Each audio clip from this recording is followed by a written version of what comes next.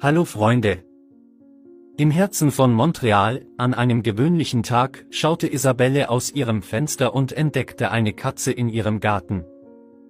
Es war eine typische Szene, aber ein Detail zeichnete diese Katze aus: sie hatte keine Ohren. Die erbärmliche Kreatur, die niedergeschlagen und traurig aussieht. Angetrieben von Mitgefühl beschloss Isabelle zu helfen. Als sie erkannte, dass die Katze dringend versorgt werden musste, wandte sie sich an ein örtliches Tierrettungszentrum. Ihre Reaktion war schnell und eine Rettungsmission für den ohrlosen Wanderer begann. Als die Freiwilligen die Katze, die bald Hansik hieß, in ihre Obhut nahmen, entdeckten sie die Tiefe seiner Kämpfe.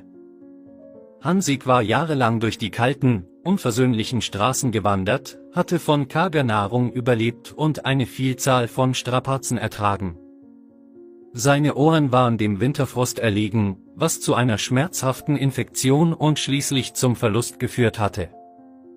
Hansik, ungefähr 7 Jahre alt, trug die Narben seines herausfordernden Lebens, Parasiten, Wunden und sogar ein Immunschwächevirus. Eine entmutigende Liste von Leiden konfrontierte die Tierärzte, aber sie waren entschlossen, sein Schicksal zu ändern. Sie brachten Hansik in das Krankenhaus des Tierheims, wo er über 3 Monate lang ein umfassendes Rehabilitationsprogramm durchlief. Das engagierte Personal kümmerte sich um seine unzähligen Probleme und verschrieb Medikamente, um seine Beschwerden zu behandeln. Trotz der Widrigkeiten schien Hansiks Widerstandsfähigkeit durch und er begann allmählich, seine Gesundheit wieder zu gewinnen. Anfangs hielt Hansik Abstand zu den Menschen, die Überreste seiner straßengebundenen Vergangenheit zeigten sich in seinem vorsichtigen Auftreten. Doch mit der Zeit begann sich die Katze zu öffnen und enthüllte eine warme und liebevolle Natur. Freiwillige, die einst mit Vorsicht begegnet waren, fanden sich bald als Empfänger von Hansiks sanftem Schnurren und dankbaren Stupsen wieder.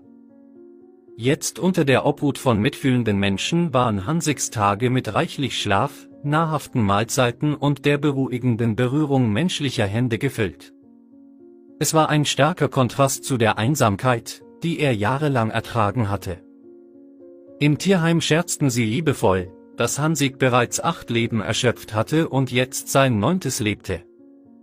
Als sich Hansiks Gesundheit verbesserte, wuchs die Hoffnung, dass er bald ein dauerhaftes Zuhause finden würde, eines voller Wärme und Liebe.